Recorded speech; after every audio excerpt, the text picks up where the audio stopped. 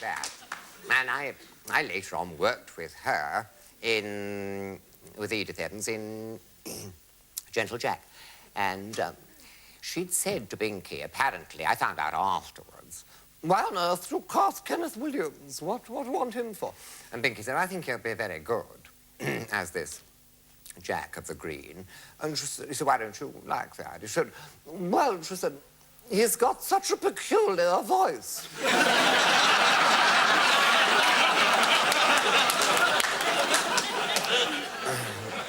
I thought, coming from her, it's a bit much. And we started rehearsals, and of course I didn't have a lot to do with her. Whenever I was on, she said, what's he doing? What's he up to? Because I was always behind, putting a leaf on the desk. It was all heavily symbolic. And then we got to Brighton, and I used to pop in to have a chat into the dressing room with her.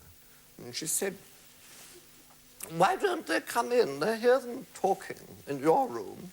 They all pop into your room. I can hear you. I can hear you right down the corridor. And so I said, yes, well, they don't mind popping into me. They're a bit frightened of you. Something of a myth, you know. Formidable persona, as far as they're concerned. And she said, I'm very ordinary, Kenneth. Really, I'm very ordinary. I sit at home with my white apron on, basting my joint in the oven. I baste with a great wooden, so I baste. Johnny J said, my roast is the finest. My Yorkshire pudding is delicious. Don't worry about this Yorkshire pudding. And I said, yes, well, I think people think of it in that light, you see. And then she said, we got a taxi back, because we were both at the same hotel. And she said, did you get any notes after the show? I said, well, Binky gave me a couple, yes. I said, did you get any? She said, yes. Yes, he said, Hardy Amy's has designed very regal costumes, Edith. You should look equally regal in them. You know, see that look? Someone said it was like a sheep asleep. Do you remember?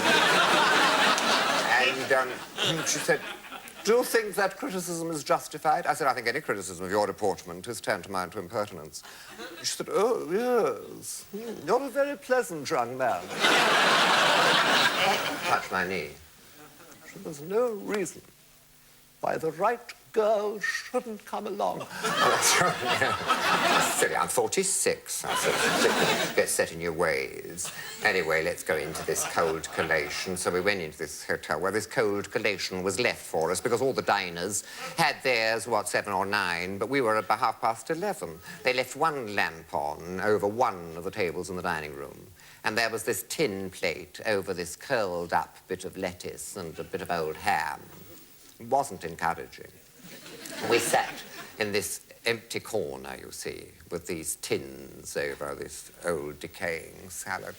It was very sad, and this old boy that was acting as waiter and concierge of the front desk came in, and he said to her, your partner in crime's had her grub. The partner in crime was the advisor. She was a Christian Scientist and had a spiritual advisor with her. I mean, yeah. The partner in crime's had her grub. She couldn't wait till gone 11. I mean, you know, want to get off to bed, you see. Do you want to drop her something with yours? And she said, yes, a half bottle of Beaujolais would not come amiss. I thought you'd fancy a drop of that. I knew I've got a drop handy somewhere. I'll get a drop. And then broke wind very violently.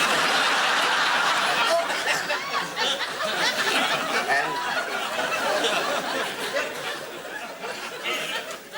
she said to me, this place has gone off terribly.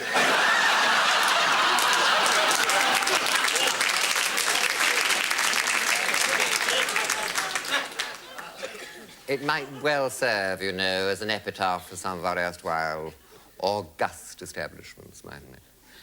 It was the most wonderful moment.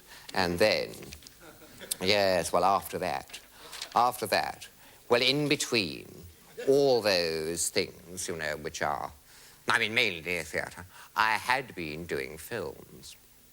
And it was through review that I did the first film, which was a carry-on. I did other films too, but I did the first carry-on apropos review because the people who were casting came to see it. And I was playing the sort of character in one of the sketches they liked and they thought it fitted.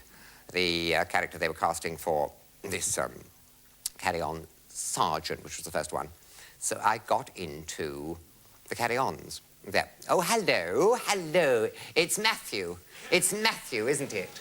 Yes, game for a laugh. A laugh, yeah. Will you tell me, were the carry-on films as much fun to make as they are to watch?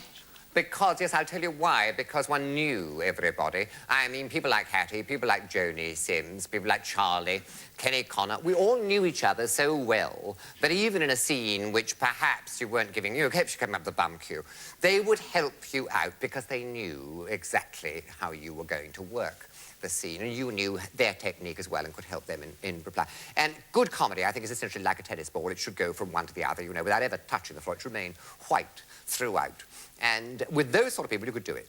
They were all, I think, after their fashion, I think eccentric to a degree. I mean, certainly Charlie Hawtrey was extraordinarily eccentric. I mean, really, I remember him on the set with his mum, and Mrs. Hawtrey used to come with him sometimes and have a cup of tea on the set. And they were sitting there on the set, and he was chatting away about this play he'd done, and he was telling us about playing two roles, and that he'd gone on as a lady and come out as a bloke, and so nobody knew who'd done the murder. You know, that sort of thing, who done it, where he played both roles. And he was in the middle of this long dissertation about playing these two roles, when Joni Sims said, Charlie, your mother's... Because she'd had a fag and it dropped into the bag. An open handbag, and the whole of the reticule was ablaze. And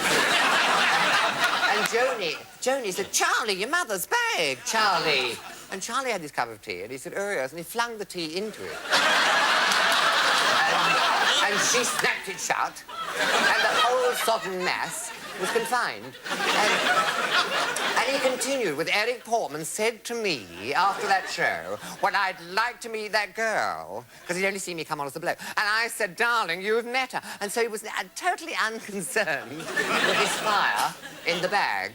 I mean, it was as eccentric off as he was on, I always thought. He talked a sort of telegraphese, which Joni Sims understood perfectly. She could always interpret everything that Charlie was saying. I certainly couldn't. Some of it was absolutely beyond me. It was so codish, you know what I mean? And Fenella Fielding was in one, equally eccentric, and she was in Screaming. She played my sister. And we were in a gig for one shot, and Gerald Thomas said to me, get very close, it's a tight two-shot. I've got the camera in the shafts of the gig, so get very close and simulate, you know, pretend it's jogging up and down, you see. And get very close to her. Come on, Kenneth, get very close and do the dialogue very close. So I pushed against her, and she said, why is your bum so hard? Do you leave it out at night? This is sheer surrealism. No answer, is there? Can't top it. Can't top it at all. And another very funny thing, I think, that happened on a set was one day when Gerald Thomas was doing a scene, shot a scene which he didn't really want to shoot. It was out of sequence, but he had to do it because people had not turned up. I shall name. No. But somebody was late. So he said, well, we'll do that. We'll finish off that bit with you and Hattie in the doorway. And it was in the scene with Hattie and me in the doorway where I was struggling and saying, no, matron, no, please. And she was saying, go on, doctor, let yourself go. Oh, Dr. Tinkle. Daft name for me, because I'm a baritone. And she's going on about Dr. Tinkle. I was saying, no, I was once a week man. And she said, once a week's enough for anybody. And we were about to shoot this scene because somebody else was late. And the cameraman said to Gerald, can't shoot it, Gerald. The door is actually, you can see, when they struggle in the doorway, you can see the door frame shaking. It's all wobbling. You must get a carpenter with a brace, something. It's got to be braced. And Gerald didn't want to hold it up. He didn't want carpenters bracing. He said, oh, just keep going. Kenneth, put your leg. Hold her with one arm, and then with your other hand push the door, and with your leg, brace the door with your leg. You can do it. Push your leg. And I said, alas, my legs are not what they were. And Gerald said they never were much anyway. And Hat said, don't knock 'em, Kenny. Don't knock 'em, Jerry. They got him here on time today.